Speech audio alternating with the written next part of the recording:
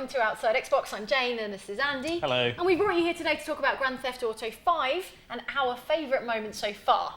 And we're going to go mostly spoiler-free, so don't you worry. For me, just exploring the world has been really good because it's just so massive and expansive. I got the pre-order blimp, so I've been sort of just tooling around in a blimp, mainly up in the mountains, down in the city. So I flew the blimp around up onto the roof of the Maze Tower. Maze Bank Tower, up onto the top of Mount Chiliad. That was pretty cool. As I understand it, the blimp explodes at the mere suggestion of a collision. That thing is so fragile. Right, I nudged a telegraph pole and the whole thing just detonated.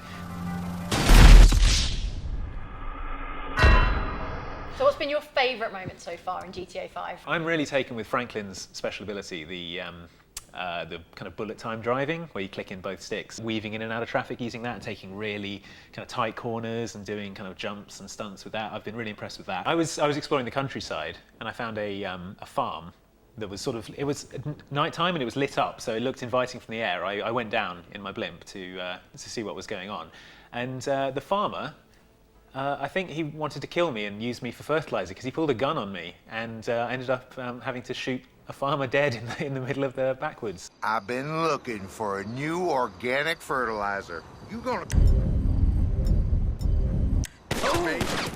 I knew you was pumped! That was pretty harrowing, actually. I don't know if I was full of fun. stories. Oh, I saw a high-heeled shoe on the map, and not being quite with it, I thought shoe equals clothes shop, and that's my excuse for ending up in a strip club. Totally plausible. I believe you. Well, I definitely believe you. I see high-heeled shoe, I think getting dressed, not strippers. Getting undressed. Yeah, and then that's how I ended up getting, again, beaten to death in the in a strip club. in the back rooms of a strip club. I'm like coming through, just looking around, and they're like, Wear "Sir, you can't go behind the curtain without a girl." And you're like, "Well, I'm not paying for one of those."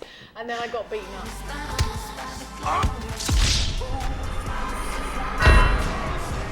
They have changed the icon from GTA 4. It was lipstick mark in GTA 4. You. So there you go. When I see lipstick, I think stripper. When I see high-heeled shoe, I think shoe shop. Right, yeah, so that's a plausible excuse you should use next time. Right. What they've changed from GTA, which is causing me a lot of trouble, GTA 4, is the inputs for hijacking taxi and just getting in a taxi have been reversed. Right. You have to hold the Y button to jack a taxi now, whereas that's how you just got in a cab. So I find myself stealing a lot of taxis when I just mean to get in them, and in high-speed police chases in taxis, and they're not the best car for that, really. I took a jet ski around the edge of the map. Okay. That was pretty fun, although it took ages. It takes ages. And I was pretty much on the wrong side of the map, on the opposite side of Los Santos. Los Angeles is an island, who knew? I was on the wrong side of the map and I hadn't unlocked any other characters for character switching at that point. And so I was like, well, nothing for it, just keep on going. But the jet ski trek. is excellent fun, the way you can like ramp it off the waves. That's pretty cool. That's really, really impressive. One of my favourite things in open world games is the character customization, and I've been really impressed with that in this, mainly because you can give people massive beards. So I've got my Michael looking a bit like Eric Cantona, and my Franklin's kind of got a sort of Questlove, Reggie Watts thing going on. Both of them look amazing, so I'm happy with how that's going. So I'm going around with Franklin taking selfies quite a lot on my phone. Awesome. That's pretty cool. Yeah, they should have put in a faux Instagram and called it something really snarky.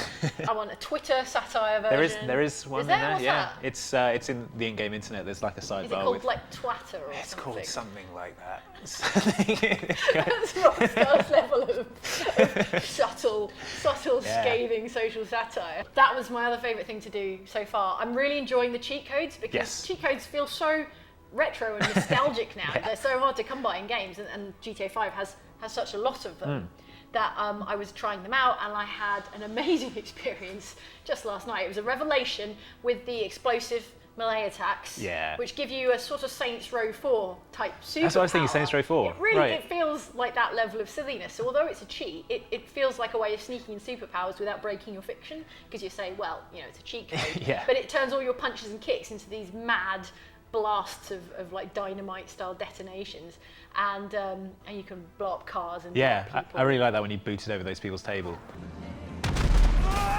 I really like the character switching, the way that when you'll switch to a character, they're not just standing there like an automaton in the street. Like they'll be just in the middle of their daily life. Like you'll switch to Michael and he'll be in a restaurant having dinner, and you'll select him and he'll be like, oh, I wanted to get some dessert. Yeah. And he'll kind of complain about being selected Like, almost. no time for dessert, Michael. We're going to go steal some cars. We're going to go blow and up kill some people. No, but I want to be good. Shut up.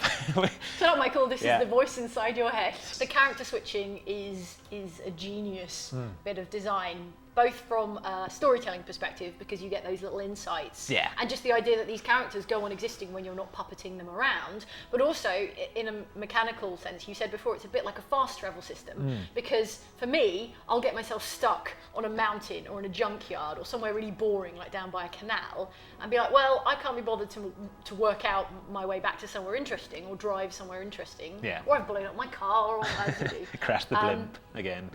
And instead, you can just switch characters and go and see what the other character is doing, and they'll be somewhere more interesting. Imagine if you were on top of a mountain and you're Yeah. like, I can't get down from here. You switch to another character, then a few hours later you switch back and it's just a skeleton on the mountain top. He's just died. One of my favourite things to do with Michael is I dress in a suit and go and stand in his swimming pool and just look up at the house and see if anyone in the house sort of notices. It's like I you're in The just stand there. Sopranos or something. Yeah, just, Mom, I'm worried about Dad. He's standing in the pool up to his armpits in water. Yeah. And just stand there for like 3 hours of game time. Well, quite often when I come back to Michael, he is just looking wistfully off into the distance. He's parked his car up on a high bluff somewhere, and he's just thinking about his life and his horrible family. Yeah, it's quite deep. I haven't actually tried to see if I can get stuff into his pool. Yeah, I tried to drive a car, but there's a kind of little staircase. But maybe a motorbike. I could get a motorbike in his pool. Probably could. I'm going to try that.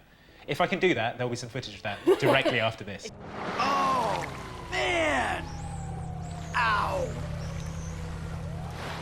Oh, and some excellent, I mean, I don't mean to sound weird about this, some excellent wet shirt Yes. visuals going on. So when I was jet skiing with Franklin, it's got some excellent reflections. And Actually, I've noticed I've got Franklin in quite a light shirt at the moment, and he's Yeah. getting quite a lot of kind of back sweat on Oh, him when he's really? just running around. I Yeah. didn't know there was back sweat. Getting sweat Game build-up. of the year. So I find the Strangers and Freaks missions pretty entertaining. So they're the question marks on the map, and I will quite often go after one of those instead of the lettered main story missions. So which Yeah. ones have you done? I had a it was a kind of an optional mission, so it was like a moral choice basically. My wife, when I was Michael, rang me up and said she'd been arrested by store detectives in a shop. Oh, no. And I had to choose whether I went to help her or let Yeah. her deal with it on her own. Okay. So I went to help her, obviously. Well, obviously. Because I'm a nice guy. And she's a kleptomaniac, apparently. Yeah, she's troubled. She's one of these Hollywood housewives who steals for the thrill of it. I also played a bit of tennis and golf, both of which actually were pretty good, I thought. I haven't played a decent tennis game for a while, so I've not got much to compare it to. Well, But Rockstar's got its table tennis game. yeah, Which that's was true. awesome. Which I never so played. they brought that. Was it well, good?